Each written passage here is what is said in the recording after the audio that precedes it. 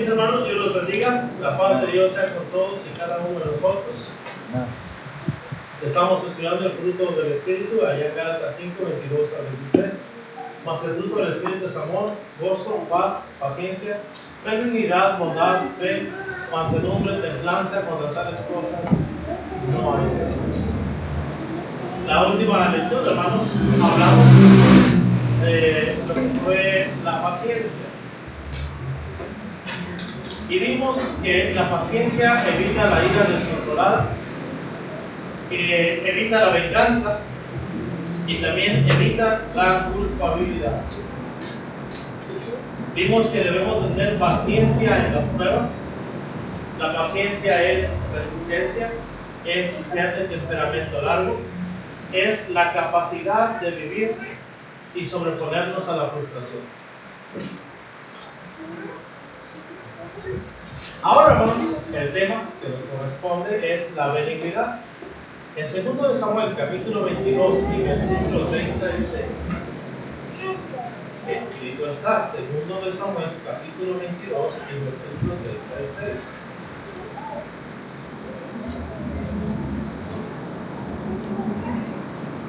Solamente como pasaje de introducción a nuestro tema. 2 de Samuel 22, 36. Me diste a sí mismo el escudo de tu salvación, y tu benignidad me ha engrandecido. Dos cosas nos ofrece Dios, o dos cosas nos da Dios, que son la salvación como escudo y la benignidad como grandeza. Hablando de la benignidad, hermanos, ¿cuándo fue la última vez que usted ofreció alojamiento o comida al necesitado? ¿Cuándo fue la última vez que se dio su asiento en la urba o el autobús público a un anciano o a una mujer embarazada? ¿Cuándo fue la última vez que visitó al enfermo en el hospital? ¿O algún anciano en el asilo? ¿Cuándo fue la última vez que ofreció una palabra de ánimo o de consuelo a quien estaba afligido? ¿Cuándo fue la última vez que hizo alguna de esas cosas y que no haya sido por obligación individual, sino por un deseo personal genuino? Lo cierto es, hermanos, que nuestra sociedad, cada persona se esfuerza por no quedarse atrás. Y a veces es difícil detenerse para mostrar algo de simpatía o amabilidad hacia otros. En muchos casos la benignidad se ha convertido solamente en un ornamento ordinario. La Escritura dice, en el libro de Santiago, el capítulo 1, la religión pura y sin mácula delante de Dios el Padre es esta: visitar a los huérfanos y a las viudas en sus tribulaciones. Así que la verdadera religiosidad, cuando hay una relación entre Dios y yo, que es de donde viene la palabra religión, del latín religar, que significa estar unido, estar conectado, estar en comunión con Dios, se hace evidente en que uno es empático, en que uno muestra simpatía, amabilidad y benignidad. Esto es cuando uno es o hace actos de benevolencia. La palabra en Gálatas 5:22 es crestotes, como la pasta de dientes crestotes. No tiene que ver con crestotes, pero sí, crestotes. La palabra griega para benignidad, Gálatas 5:22, es crestotes. Y es en el Nuevo Testamento donde se usa para describir la actitud y las acciones.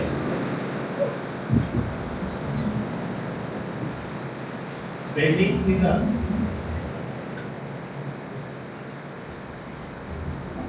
Palabra griega.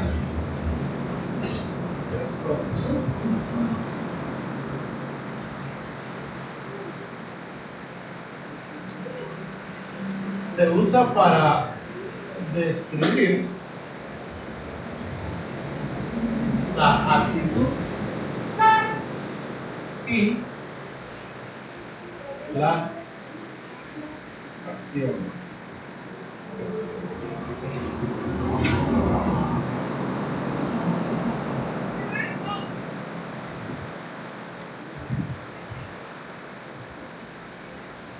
Número 1, de Dios hacia la humanidad.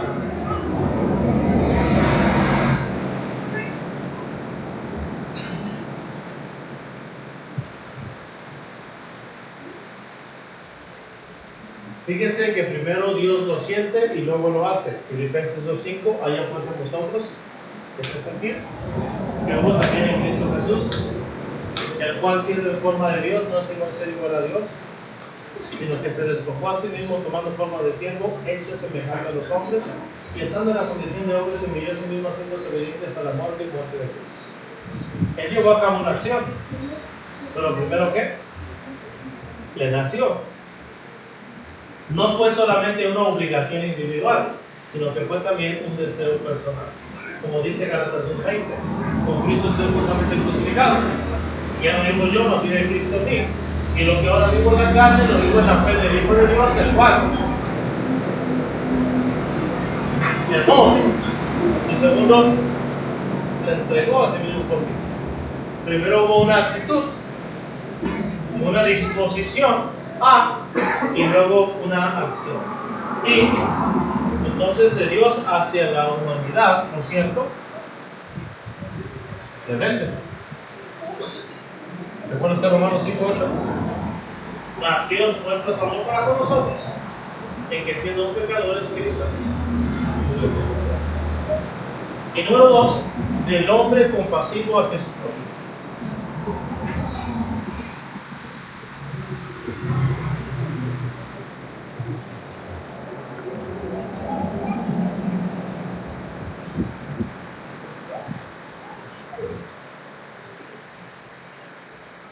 Como en aquella parábola donde dice movido a misericordia y luego menciona lo que hace.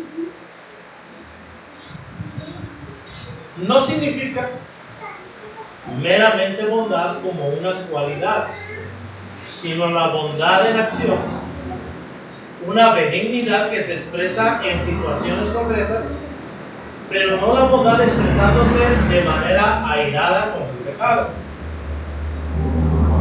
Fíjese en Romanos 11:22, que de hecho se contrasta aquí la bondad con la severidad. Vamos a Romanos capítulo 11, versículo 22.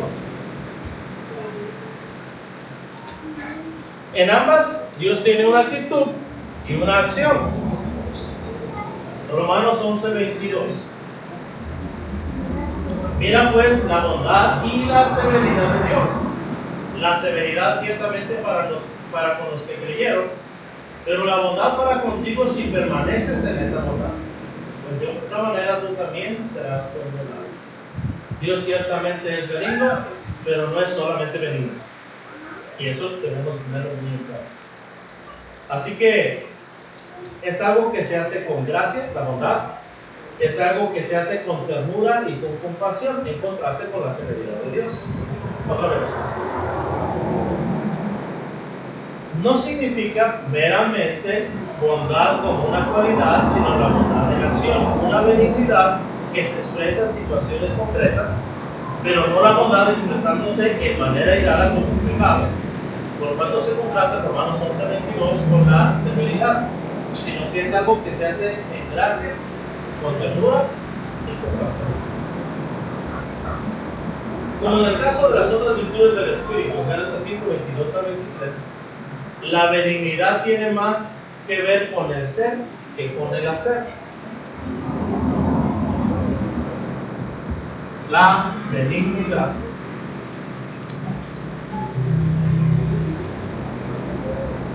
tiene más que ver con el ser que con el hacer. El hecho de que una persona debe comer no significa que sea benigno. El hecho de que una persona dé un vaso de agua no necesariamente implica que es benigno. Entonces la benignidad tiene más que ver con el ser que con el hacer. Alguien puede, pues, realizar una acción amable, como dar un vaso de agua, un plato de comida, hacer limpio, abierto.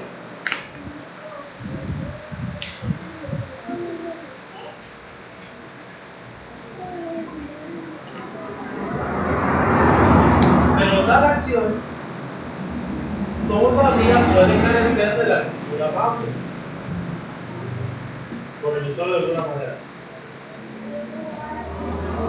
Llega la esposa y se sorprende que la casa está barrida, trapeada y los trastes están lavados. Querido, ¿hiciste qué hacer? ¿Lavaste los trastes? Sí, pues es lo que quería, ¿no? ¿Se da cuenta? La acción no tiene nada que ver con qué. El hacer no tiene que ver con el ser. No es amable. No lo hizo con una actitud amable. Por ende, la benignidad enfatiza el espíritu con el cual se realiza algo.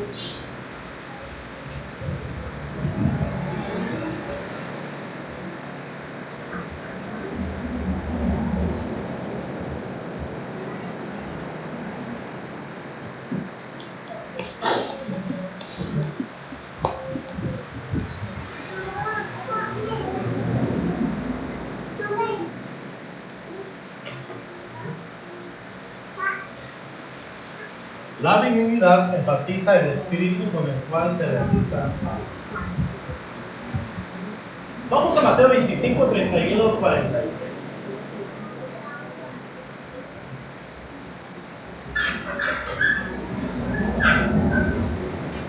Cuando el Hijo del Hombre venga en su gloria y todos los santos ángeles con él, entonces se sentará en su trono de gloria y serán reunidas delante de él todas las naciones y apartará los unos de los otros, como aparta el pastor las ovejas de los cabritos. Y pondrá las ovejas a su derecha y los cabritos a su izquierda. Entonces el rey dirá a los de su derecha: venid, benditos de mi Padre, heredad del reino preparado para vosotros desde la fundación del mundo. Porque tuve hambre y me disteis de comer, tuve sed y me disteis de beber, fui forastero y me recogisteis, estuve desnudo y me cubristeis, enfermo y me visitasteis, en la cárcel y me disteis a mí. Entonces los justos, eso tiene usted que memorizarlo, le responderán diciendo: Señor, ¿cuándo te dimos hambriento y te sustentamos, o sediento y te dimos de beber? ¿Y cuándo te vimos forastero y te recogimos, o desnudo y te cubrimos? ¿O cuándo te vimos enfermo o en la cárcel y vinimos a ti? Y respondiendo el rey les dirá: de cierto os digo, que en cuanto le hicisteis a uno de estos mis hermanos más pequeños, a mí lo hicisteis. Entonces dirá también a los de la izquierda: apartaos de mí, malditos, al fuego eterno preparado para el Dios de sus santos. Porque tuve hambre y no me disteis de comer, tuve sed y no me disteis de beber, fui forastero y no me recogisteis, estuve desnudo y no me cubristeis, enfermo y en la cárcel y no me visitasteis. Entonces también ellos le responderán diciendo: Señor, ¿cuándo te vimos hambriento, sediento, forastero, desnudo, enfermo o en la cárcel y no te servimos? Entonces le responderá diciendo: de cierto os digo que en cuanto le hicisteis a uno de estos más pequeños, de cierto os digo que en cuanto no lo hicisteis a uno de estos más pequeños, tampoco lo hicisteis. Eran estos al castigo eterno y los justos a la vida eterna. Considerando pues aquí las ovejas y los cabritos, en esta escena del juicio final, el gran juez declaró culpables a aquellos que estaban a su izquierda, los cabritos, y los acusó de haber sido indiferentes ante su prójimo. Incluso les acusó de haber sido indiferentes ante él. Ellos se excusaron, declarando que nunca le habían visto hambriento, sediento, desnudo, etc.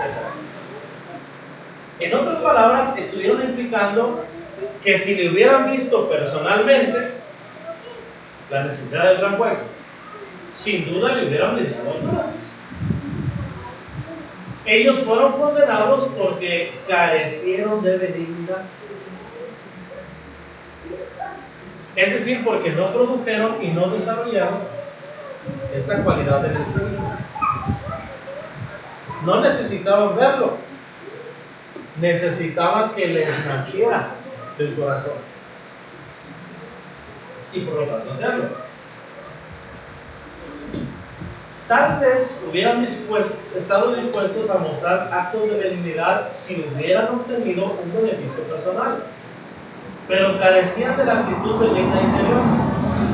Por otro lado, los de la derecha, la benignidad era una forma de vida para los que estaban a la derecha del gran juez, para las ovejas. Ellos fueron benignos con todos. Ellos hicieron las cosas sin parcialidad. No es porque iban a recibir algo a cambio. No fueron selectivos. Se interesaron por su prójimo sinceramente y desinteresadamente. Estuvieron tan ocupados haciendo el bien que incluso no se dieron cuenta que al hacerlo también estaban mostrando amor por el gran juez. Para mí este pasaje, hermanos, destruye por completo a los antis o conservadores que están en contra de que la ofrenda sea exclusivamente, dicen ellos, para los santos. Porque aquí dice que los benignos hacen bien a quién? A todos. De hecho, el mandamiento, Gálatas capítulo 6, menciona hacen bien a todos, mayormente los de la familia de la fe. Así que debido a su benignidad, el cual el gran juez les declaró: venid, benditos de mi Padre, heredad el reino preparado para vosotros desde la fundación del mundo. Y ellos ni cuenta se habían dado que se lo habían dado a él. Así que eso es la benignidad. La benignidad tiene que ver con el espíritu interior, lo que hay dentro.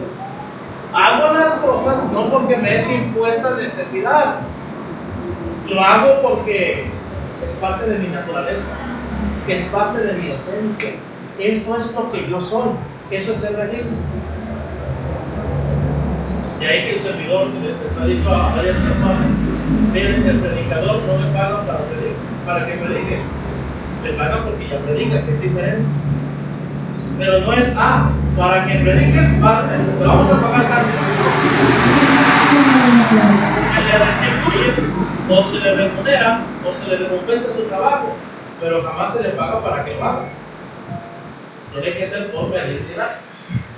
Veamos, hermanos, la benignidad del samaritano. Vamos a Lucas capítulo 10, versículos del 30 al 35.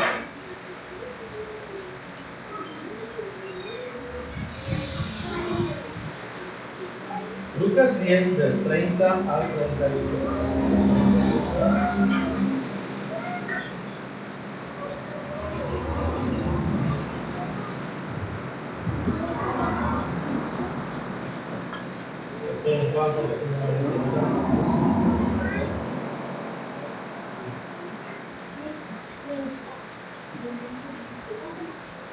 Ahora sí, Lucas 10, 30 al 35.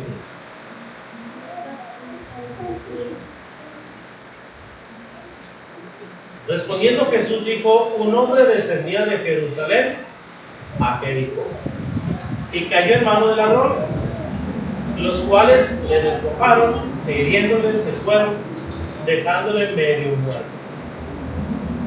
Aconteció que descendió un sacerdote por aquel camino y viéndole,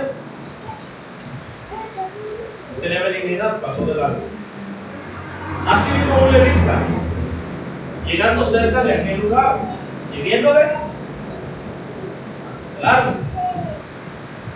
Pero un samaritano que iba de camino, vino cerca de él y viéndole, fue movido a misericordia. ¿Por qué sintió compasión? La benignidad. La benignidad hace que nosotros sintamos misericordia. Cuando alguien pues nos pide ayuda, ¿no? Y nosotros cerramos nuestro corazón, ¿quiere decir que no tenemos el fruto? Incluso si no nos pide ayuda, pero sabemos que necesita nuestra ayuda y cerramos nuestro corazón, sabemos que no estamos desarrollando el fruto. Dice el versículo 34, y acercándose, vendó sus heridas, echándoles aceite y vino, y poniéndole en su cabalgadura, lo llevó al mesón y cuidó de él. Otro día al partir sacó 2 denarios y lo dio al mesonero y le dijo: mírame, y todo lo que gastes de más, yo te lo pagaré cuando regrese. Hasta ahí. Se dice, hermanos, que ser amable no cuesta nada. Es mentira. Realmente la benignidad, hermanos, no es barata. Considere la parábola del buen samaritano. En esta enseñanza, como violador de amor, compasión y benignidad, Jesús contó la historia de un hombre que al descender de Jerusalén a Jericó cayó en manos de ladrones, los cuales le hirieron, le dejaron al borde de la muerte, y 2 líderes judíos pasaron por el mismo lugar y mirando al hombre, siguieron su camino. Finalmente un samaritano pasó por el mismo camino y viendo al hombre dice que ¿cuáles son los puntos a destacar aquí? Número 1.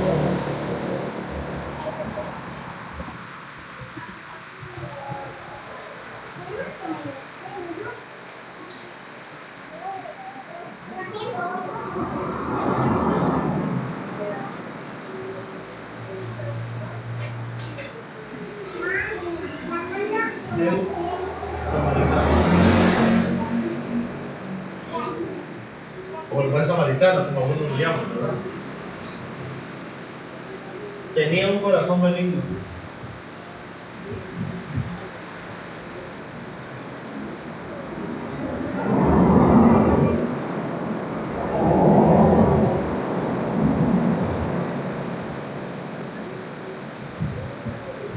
No cabe duda que no conocía al hombre herido, pero lo que sí sabía era que tal hombre necesitaba ayuda. Usted no necesita conocer a la persona, solo saber que necesita de usted. Eso es la benignidad. Ahora, los comentaristas sugieren que como el hombre venía de Jerusalén hacia Jericó, era un judío. El texto simple y sencillamente lo ignora. Si este es el caso, el samaritano hubiera ofrecido ayuda a alguien que le consideraba su enemigo acérrimo. Los judíos tenían la costumbre de ir por un lado de la banqueta y si miraban a un samaritano, escupir y pasarse al otro lado de la banqueta, pero embozado. Y lo que era para los leprosos de poner su pañuelo en la boca para no contaminarse, y comenzaban a gritar: ¡Inmundo! ¡Inmundo!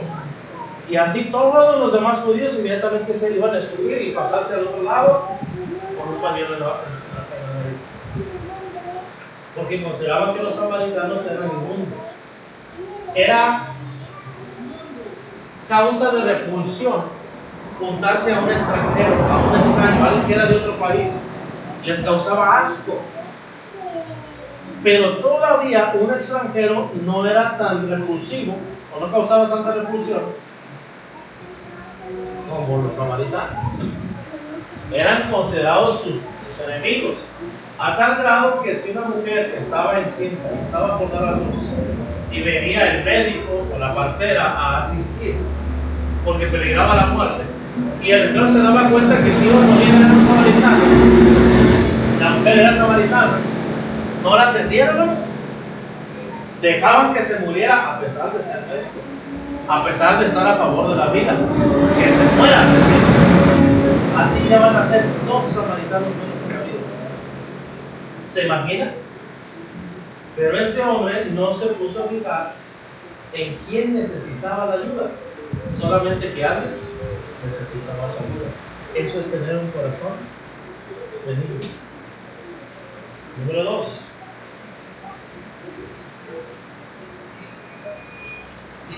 El samaritano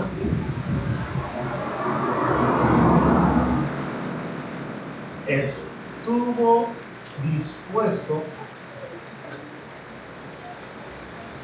a pagar un alto precio.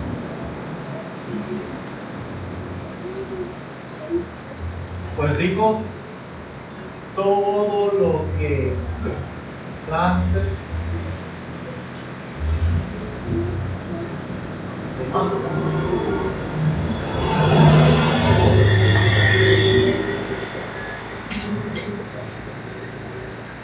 Es como ver que una persona está enferma y llevarla al hospital del mar y decir, bueno, aquí está lo de la consulta, aquí está lo de los análisis, aquí está lo de la resonancia y lo que se necesita. No es que actives el gasto, cueste lo que cueste. De donde dicho sea de paso, aprendemos que la vida humana, hermanos, tiene un gran valor, tiene un gran peso. Este forastero compasivo, hermanos, curó las heridas de su prójimo, las vendó, las lavó, las ungió, le llevó a una posada, cuidó personalmente de él y pagó todos los gastos adicionales. Hay personas, hermanos, que sí pueden decir, ¿cuánto necesitas? Ok, yo aporto. Pero ven, ayúdame porque ya se hizo, hay que cambiar el pañal. Ahí ya no, ¿verdad? O sea, tratándose de dinero, sí, suelto. Pero ya tratándose de yo ensuciarme las manos, ¿qué? No, es que huele feo. No, es que me da asco.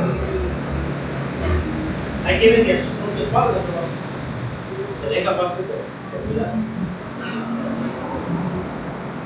Pero ese forastero compasivo curó las heridas de su prójimo, le llevó una posada, cuidó de él y pagó todos los gastos adicionales. Su benignidad le costó su precioso tiempo, su precioso esfuerzo y su precioso esfuerzo.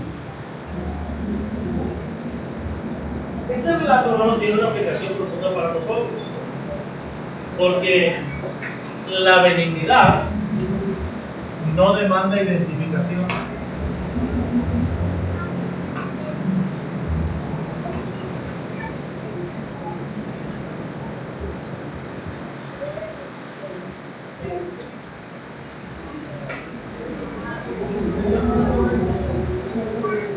Es que me imaginé que era mi mamá.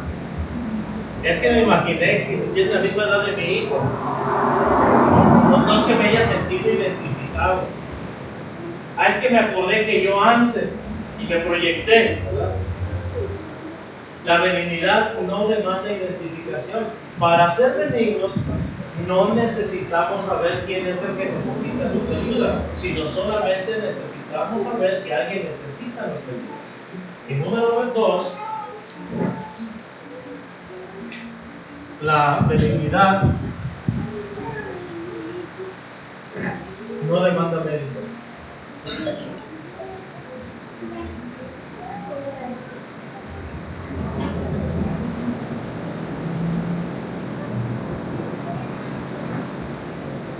El hombre herido en el camino no había hecho nada para merecer la benignidad de Samaritano.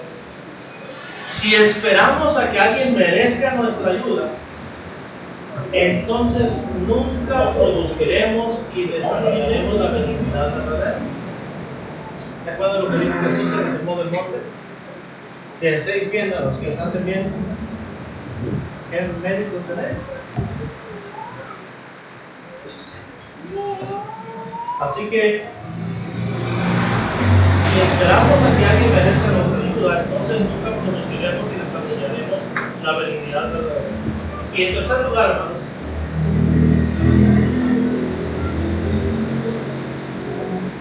la benignidad no demanda devolución.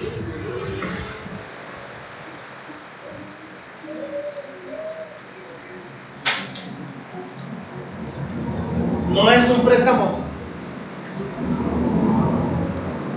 no es una inversión, no es para que te sientas comprometido conmigo, no es para que me regreses el favor, no es para que, pero me debes una. La benignidad no demanda devolución. Pero me van a pagar y me van a reembolsar lo que yo di. Eso no es benignidad. Nadie garantizó al samaritano que su benignidad sería recompensada materialmente. Como el samaritano, debemos estar dispuestos a ser benignos desinteresadamente, sabiendo que nuestra recompensa va a ser celestial. Dice Lucas 6:35: amad pues a vuestros enemigos y hacer bien y prestar, no esperando de ellos. ¿Qué dice ahí? Nada. Y será vuestro galardón grande y seréis hijos del Altísimo, pues Él es benigno para con los ingratos y vagos.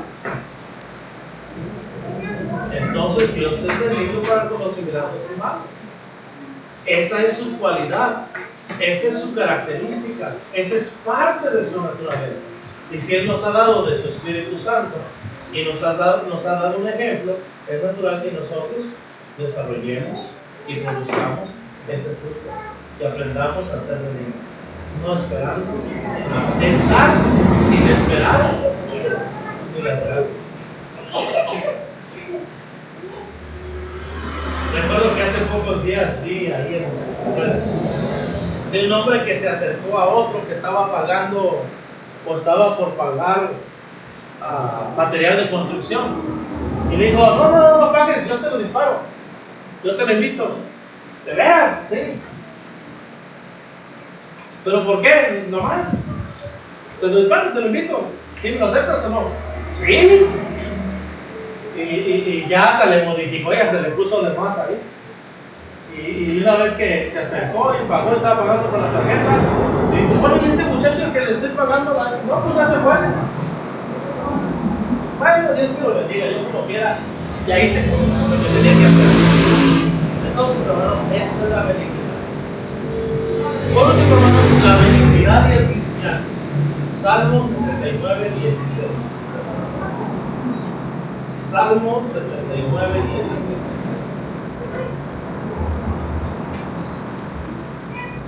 Vamos allá, Salmo capítulo 69, el versículo 16.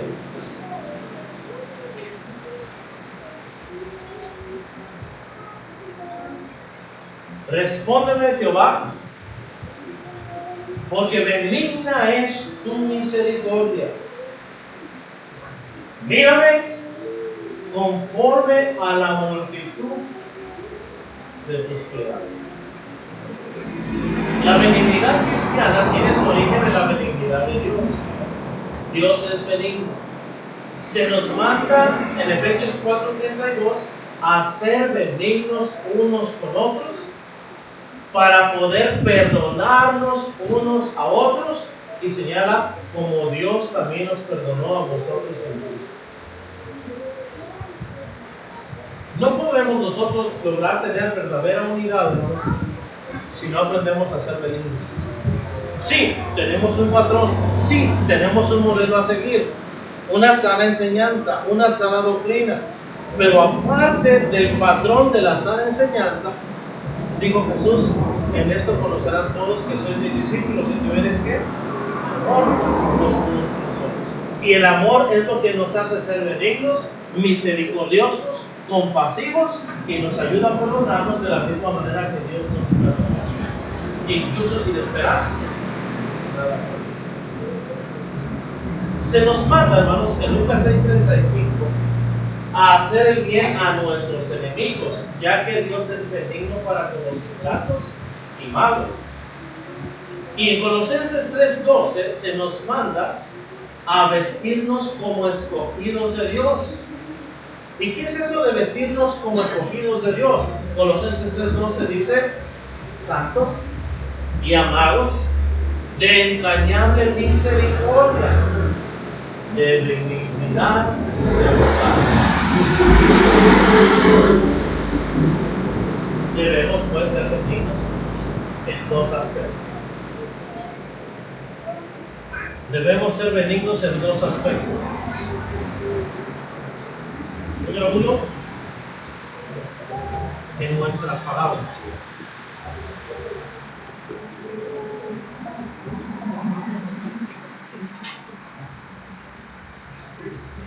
Colosenses 4:6 dice: sea vuestra palabra siempre con gracia, sazonada con sal, para que sepáis cómo debéis responder a cada uno. Eso quiere decir que debemos de cuidar nuestros principios. Primera de Pedro 3:9 también dice: no devolviendo mal por mal, ni maldición por maldición, sino por el contrario, bendiciendo, sabiendo que fuiste llamados para que le das bendición. Y en Santiago capítulo 3, versículo 12, si alguno no ofende en palabra, este es varón perfecto, capaz también de refrenar todo el cuerpo. Si somos capaces de aprender a no hablar más de la cuenta, a no ofender con nuestras palabras, entonces podremos ser también benignos con nuestras acciones.